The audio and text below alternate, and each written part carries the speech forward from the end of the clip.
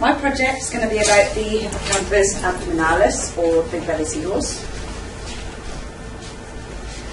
Okay, so the aim of the project is to determine the best aquaria for raising seahorses. First thing I did was I contacted a lady called Lara Mingay, who's the display supervisor at Blue Aquarium in Newquay. I arranged a meeting with her to discuss my project ideas. After this, I went away and did some background research on previous studies that have been conducted. A couple of the studies I found were, I found a study on growth rate compared to food rations, which they had a group of seahorses and they fed them rations of 5, 10, 15 and 20% of their wet body weight. After 3 months, they noticed that the seahorses that were fed between 10 and 20% rations were heavier and had a higher conditioning factor. However, it was discovered that 5% rations were the most cost-effective ration for daily length and weight increase. Another one I found, which I thought was quite interesting, was growth rates in comparison to different lighting.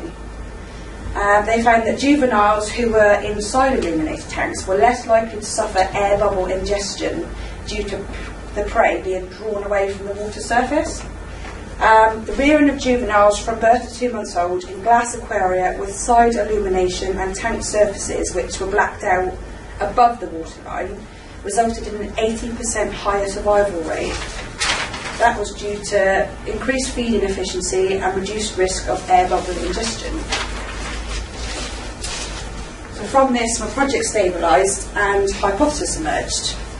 The hypothesis being, does the shape of the tank have an effect on the growth rates of the Hippocampus abdominalis? Why? Okay, so each year the number of seahorses killed is rising slowly. They're used for medicinal and ornamental purposes. Unfortunately, these animals are going to become less and less, which will eventually lead to their extinction and have devastating effects.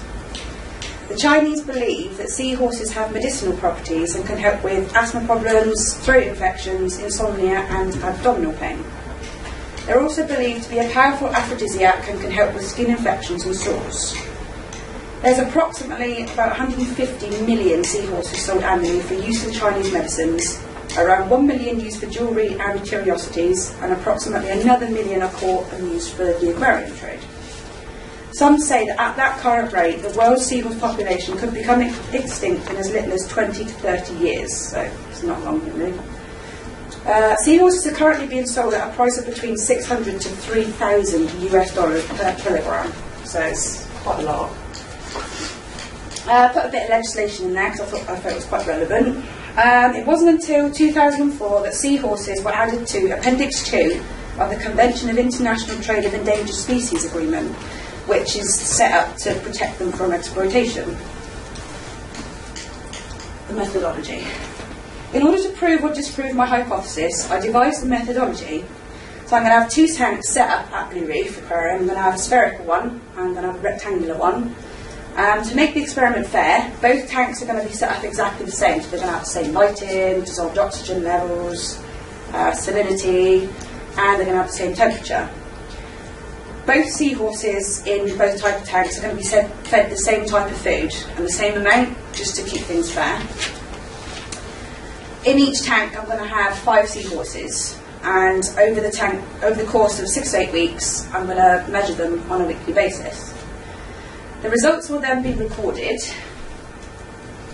Once all the data has been collected, it will be used for statistical analysis. The data is going to be put into 2 bar graphs showing the differences in growth rates within different aquaria within a given time frame. So after the analysis and various tests, a conclusion can be drawn by using the results, which will then prove or disprove the hypothesis. Just in case everything does go wrong, I've got a contingency plan. My contingency plan is to produce a detailed questionnaire and send it out to at least 10 aquariums across the UK. So the kind of things that the questionnaire might have is, what species of hippocampus do you currently have? Why was that species chosen? How many of that species do you have at current? And what diet are they being fed? So is it frozen food? Is it live food? A couple of the aquariums I'm going to send The questionnaire out too can be found on the board. That's pretty much it, I think. Fantastic. Well done.